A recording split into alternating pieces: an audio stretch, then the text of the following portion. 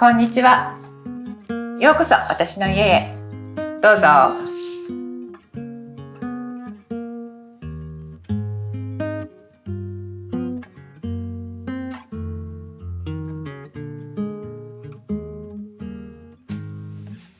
前回マンションに住んでた時に初めていわゆる壁紙っていうのを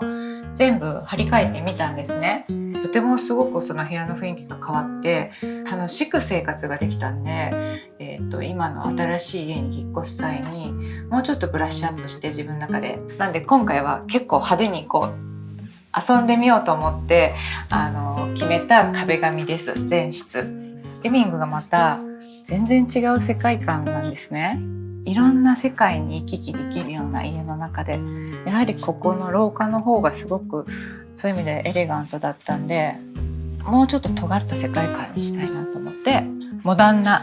尖った世界観にしたいなと思って、もうちょっとおとなしくシンプルにするっていう案もあったんですけど、でもちょっとそれじゃつまらないかなと思ってちょっと挑戦してみました。こちらがキッチンです。キッチンの壁紙はこんな感じです。なんかね、食べ物とか植物にしたいなと思ったんです。キッチンは私が本当に一日の大半キッチンにいることが多いんで、なんか生きてる感じがいいっていうか活発な感じがいいなと思って、まだ何もすっからかんのこの家に壁紙の写真をバーって並べて本当にいっぱいあるんですよね。それでこうやって選んで、これとこれリビングにはこれ、キッチンにはどうかなとか想像しながら本当に選びました。とにかく遊びたいって今回は思ったんです。外で得る経験もすごく大事なんですけど、家の生活から満たされる充足感みたいなものを私はすごく感じたんで、家の中に遊び心を取り入れるっていうのを今回はとにかくやってみよう。なんか正解も不正解もないですし、生活していくとある程度馴染んでくると思うんです。思いっきり結構はちゃめちゃ壁紙やってもその人のセンスに馴染んでくるっていうか、私もまだここの家は引っ越してまだ間もないんでまだまだいろいろ足していきたいんですけど、それもちょっとずつ足していくのも生活の楽しさなのかなと思うんで、ちょっとずつ揃える楽しさっていうのを今なんか楽しんでます。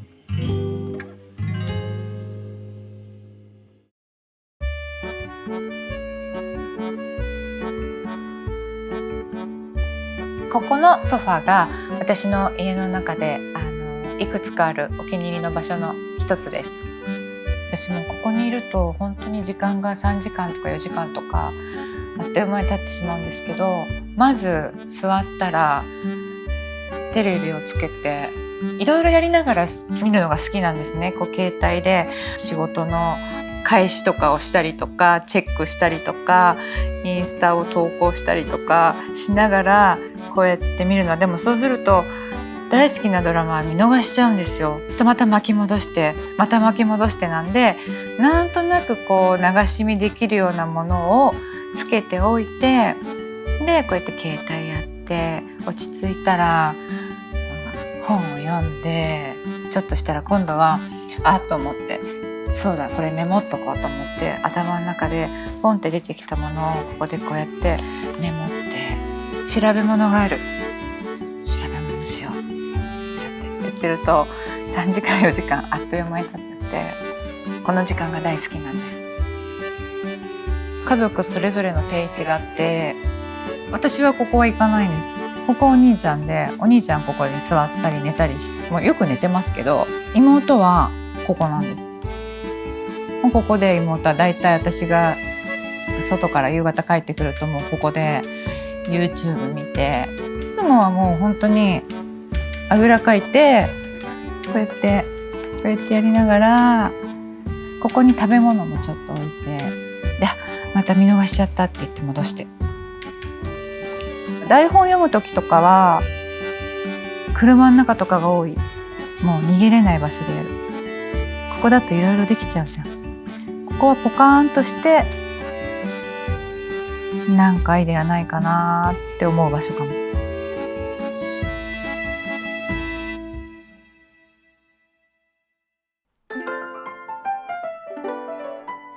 キッチンは、私の、大好きな場所であり、だいたい一日の大半いるような場所です。キッチンだけはやっぱりちょっと使いやすさっていうのが必要で、ここで洗い物して、ここで野菜を切ったりいろんなものを切って出たゴミはやっぱりここの方がいいしとか、こっちだとちょっと大変だなとか。基本的に読むのは料理の本なんですけど、でも全然料理の本じゃないものも混じってたりするんですけど、娘がこれでお料理作ってくれたりとか、なんかここになぜか茨城のり子さんの刺繍が入ってたりとか、あとこれグイネス・パルトローの私料理本がちょっとかなり汚れちゃってるんですけど好きで、ボンゴレとか私彼女のレシピでボンゴレ作ったりしてるんですけど、ル・クルーゼのこの3点セットのお鍋は私が30歳になる前に、ちょうど結婚する時に当時作品でご一緒していた鈴木京香さんと桃井かおりさんと木石和恵ちゃんがプレゼントにくださったんですよ。結構そこがもう焦げてきちゃったりとかいろいろ劣化はあるんですけど、それもなんか味わいになっていて今でも大事に使わせてもらってる。そういう意味ではすごく思い入れがある。これ最近買った唐草模様の食器とかもお客さん来た時にわーっと乗っけてこれだけで形になるんで、これも好きだし、そこにもいっぱいその江戸時代のちょっとずつ集めてます。これは私が母に子供の頃よく作ってもらった、おねだりして作ってもらった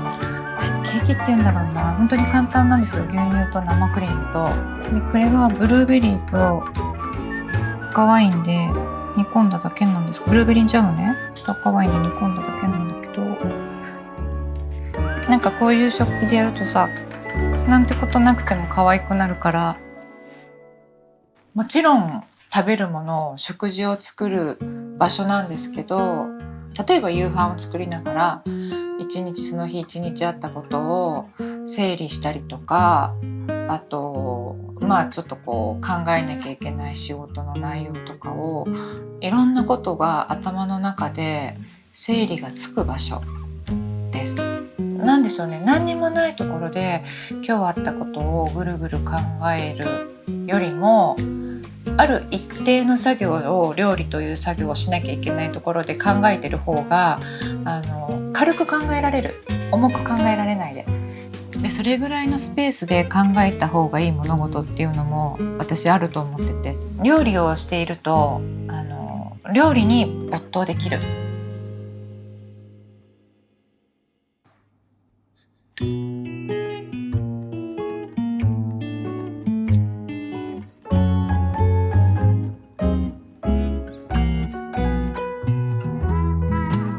毎朝白湯を飲みながらお塩と水を毎日変えて、榊をお水を変えて、でお香をしてます。そしたらなんていうんだろう、朝一番のお香の匂いがすごく浄化されてる感じで私は好き。もっといっぱいあるんですけど、アスティさんから出てるお香が奈良とデリと、あとこれはどこなんだ、これ全部ね国であるんです。それぞれいろんな種類のその国の匂いがあるんです。本当に気分で、何も深くは考えてないですけど、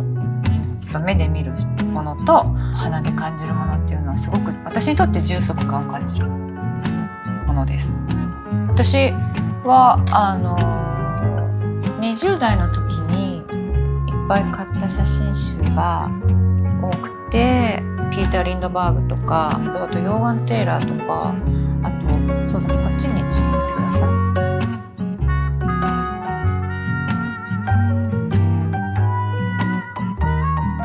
その頃に買ったものがほとんどなんですけど、ちょっとこう人間性が出るようなポートレートがどちらかというと好き。見てきたものがすごくいろんなものを感受性を持って、感じながら見てきたその経験っていうか過去があるから、すごく自分のなんか帰る場所っていうか軸になってるなとは思います。でも好きなものってあんまり変わんないしね。引きつけられるものはやっぱり一緒だし、魅了されてしまうものも一緒ですし、私が感じるのは本当に感覚的な部分が多いんですけど、ただやっぱりそれを説明するときにきちんと言葉に落とせないといけないなとは思うんですけど、20代の時がすごく多感で、感じやすかったけど傷つきやすくもあって、あの時ほど自分を傷つけるほど感じられることは本当に少なくなったなと思います。その頃のその感受性の強さっていうのは戻したいなって思う時はあります。私はまだいつかもしかしたら5年後すごく何にもない部屋に住んでるかもしれないんですけど、今はこの自分の好きなものをとにかく置いて出来上がっていく家っていうのが人生と一緒だなと思ってて、そういう家づくりをしたいなって思うところと、みんなと一緒では嫌っていうすごく天の弱な部分もあって、普通じゃない家を、作りたいっていう、いいとか悪いとかではない域を超えてしまうと、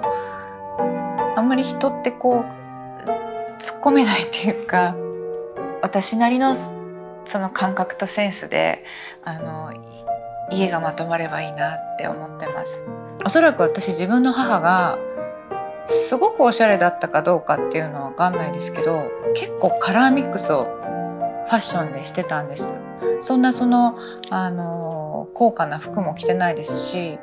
標準なものでとにかく色だけが、それ以外家とかは本当に普通の家なんですけどあるのかなと思います。視覚から入るふずっていう感覚が私の中にはすごく常に欲してるものかもしれないです。おそらく自分の人生においても常に刺激を求めてるのは飽き性だったりとか、ずっと同じことやってるとなんか違うなと思ってきちゃうのはそういうことなんだと思います。この家が私の中で完成する、もうよし完璧って思うことはずっとないと思います。それが楽しい。本当に自分の生きてきた今までを振り返ると、いろいろあって楽しいと思います。